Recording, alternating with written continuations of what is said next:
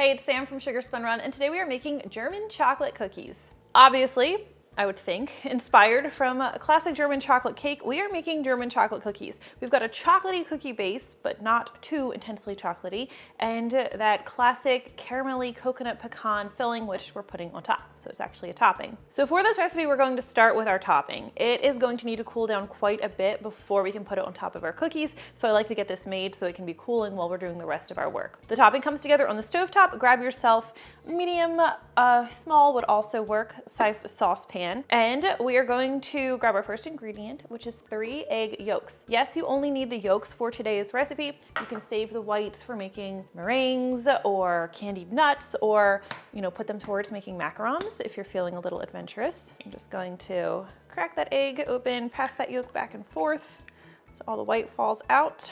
Drop this right in our saucepan, not the shell. You don't need that. Or you could just, scramble the egg whites and have lunch. So I like some yolk in my scrambled eggs.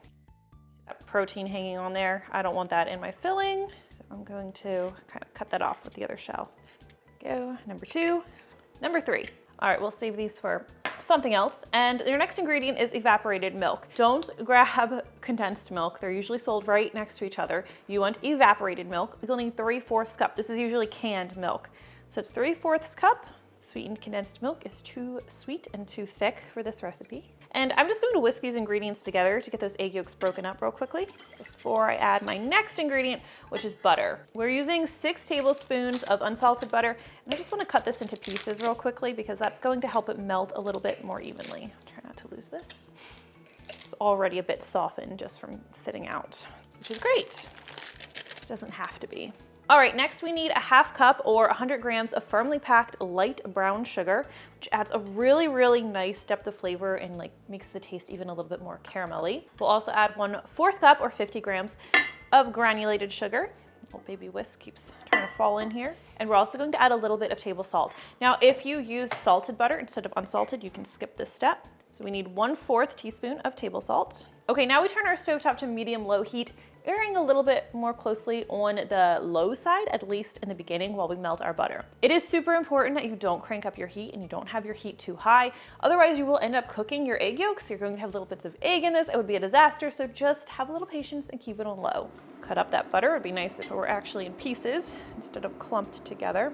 I had someone upset that I was using one of these portable cooktops the other day. They thought I was implying that everybody needs one in order to cook things. I am not implying that at all. I would much rather be over at my stove, but it's really hard for me to film at my stove because I've got a window behind it and it's really just not easy. So your regular stovetop would be preferable for this. Now, something exciting, at least exciting for me, is I am working on a studio for my basement, a kitchen where I will be able to do all of my filming. Right now we're doing it in the kitchen I use to make breakfast, lunch, and dinner, and it can be quite a hassle. So this is a big project I've been wanting to do for a long time. We're going to have a nice, simple kitchen down there. I am so excited. Hasn't started yet though, so we'll see.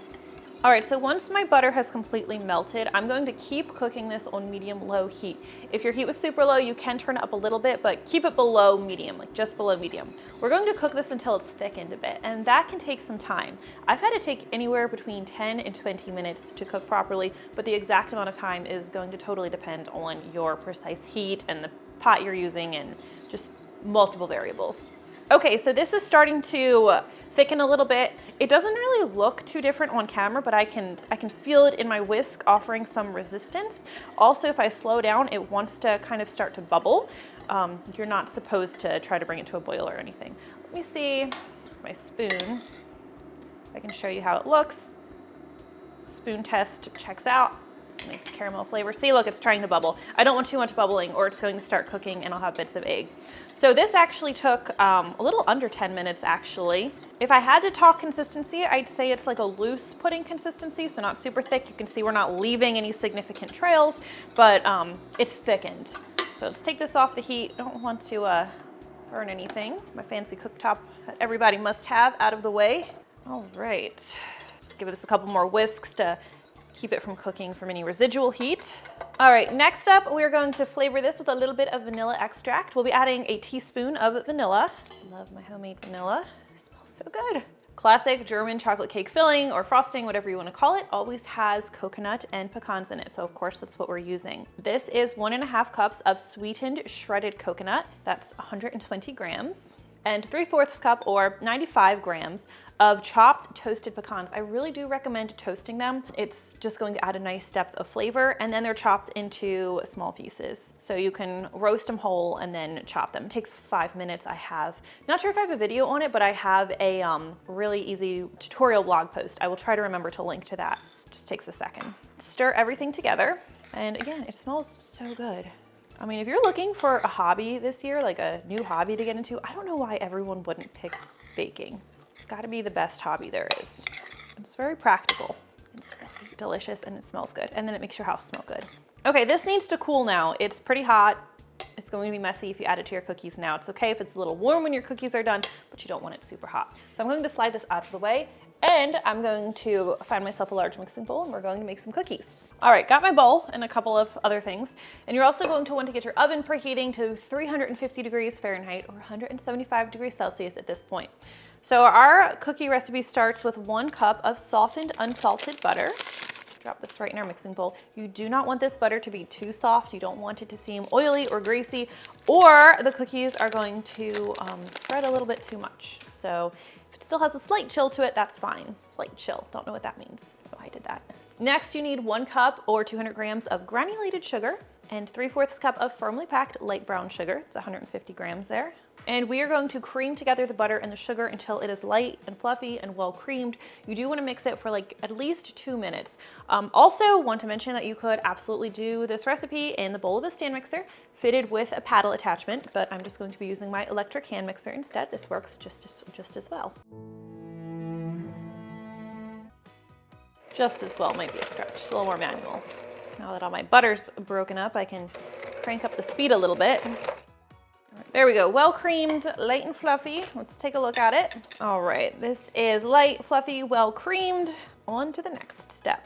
Now at this point, I like to add my cocoa powder. This is a 1/2 cup of natural cocoa powder, which is 50 grams. Go ahead and sprinkle that in. Oh man, made a mess with it. And I'm going to stir this in as well. Low speed, we don't want to send it everywhere.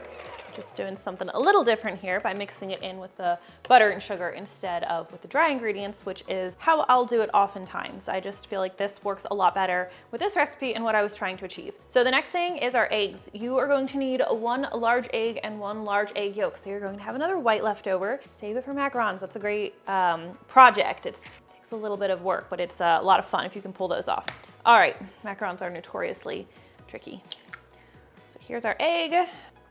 Once again with the egg yolk. Extra egg yolk is going to make the cookie more tender and a little more rich. If we use the whole egg, the cookies would spread more. They just wouldn't have the texture that I was aiming for with this recipe. Clean my hands. We will also add a teaspoon of vanilla extract. We'll stir everything together. Let's take a quick look, make sure everything's well combined here. Pretty good shape. And we are going to move this out of the way, and we'll grab a separate bowl for our dry ingredients. So the first thing we're going to be using today is 2.5 cups or 285 grams of cake flour. I really do recommend a cake flour. Oops, try to keep it on the bowl. Over an all-purpose flour with this recipe because, you know, with this cookie is meant to emulate a German chocolate cake, so using a cake flour leads into that a little bit more than all-purpose flour would. It gives you, a slightly finer, more tender texture. I will put some notes in here if you want to use all-purpose instead, but if you have cake flour, definitely use it. It works so well with this recipe. I've been using cake flour in a lot of my cookies recently. Next up is a teaspoon of baking powder, 1/4 teaspoon of baking soda, and 3/4 teaspoon of table salt. All right, let's gradually stir our dry ingredients into our wet ingredients. I know I talk about this all the time, but do always add your dry ingredients in parts. So we're going to add this flour mixture in like 3 or 4 parts. That way we don't overwhelm the batter and end up with one that's just too dry and crumbly. These cookies don't require any chilling. We'll be able to bake them right away. That is a huge benefit of this recipe, if you ask me. Part 1, here's part 2.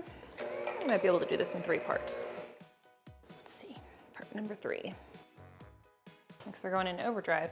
Okay, Everything seems to be pretty well combined, but I'm going to scrape the sides and bottom, and I'm glad I did because there was a little pocket of flour remaining. And this dough, as you can tell, is pretty sticky and stiff. It's supposed to be. That way we can bake it right away, no chilling. Everything looks pretty good. So let me make a little space and get my baking sheets. Now I always line my baking sheets with parchment paper. And we can get to scooping. This is my 1.5 tablespoon size cookie scoop. I have a couple. I actually have a purple handled one I like a little better. That's the one I usually link to. We're going to use this to scoop a level 1.5 tablespoon of dough. Should be about 32 grams of dough if you're weighing it. And I like to roll the dough between my palms to form a smooth ball. That's going to make more uniform cookies. If you just want to drop the dough, it's up to you. It's just not going to be as pretty. So I'm going to roll them. Of course, we're going to be topping them with coconut and caramel, so let's just do a couple unrolled. We can see what we like better. If your dough is too sticky for this step, your ingredients may have been a little bit too warm, so you can chill it in the refrigerator for like, 15, 30 minutes, however long you need for it to be manageable. That's usually a result of your kitchen just being super warm or your butter being too greasy. All right, space your cookies at least 2 inches apart. Give them some room to spread just a little bit. And we are going to take this over to our 350-degree Fahrenheit oven. These are going to need to bake for 8 to 9 minutes. All right, now, as soon as these come out of the oven, or like within a minute of them coming out of the oven, grab a clean measuring cup, something with a flat surface, like a large glass would work too, and we are going to gently flatten each cookie. And you can see the tops of these cookies look not nearly as pretty as the tops of these cookies. Since we're covering them, it's not a huge deal. Do what you prefer, but you will see some of the edge, and I will say the ones we rolled, the edges look neater. Now these cookies need to cool before we can put our topping on them. I'm going to let them cool in the baking sheet for 5 to 10 minutes, and then we can remove them to a cooling rack.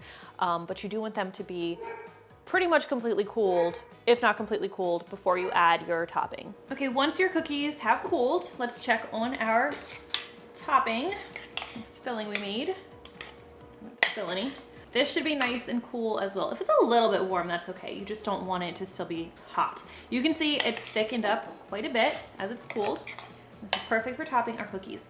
Now I use a tablespoon. I actually use my tablespoon cookie scoop. So it's super convenient to top each cookie. You can eyeball it and add, as much as you want. But a tablespoon seems to be like the perfect amount. I'm gonna drop that right on top. And then, grab my spoon, I just kind of like to press it gently on top of the cookie and spread it out a little bit. Not all the way to the edge, that would look a little funky. Not that this is like the prettiest topping ever, but just get it nicely mounted on there. And then we'll repeat with the rest of our cookies. Even that ugly one. Yeah, I would roll them. It's a personal preference. I'm a little particular about my cookies though. This is a little awkward to weigh this measurement, but if you wanted to, you would need about 18 grams of topping per cookie. But really, I don't think you need to be that particular. Roll your cookies, but eyeball the topping. Just don't go too crazy or you won't have enough. You'll make a mess. All right, talk about a mess. And there you have it. That's how you make these super simple German chocolate cookies. Let me know if you try this one. I really do always love hearing from you. Thank you so much for watching, and I will see you next time. I think I'd actually rather have this than a whole cake. Seriously.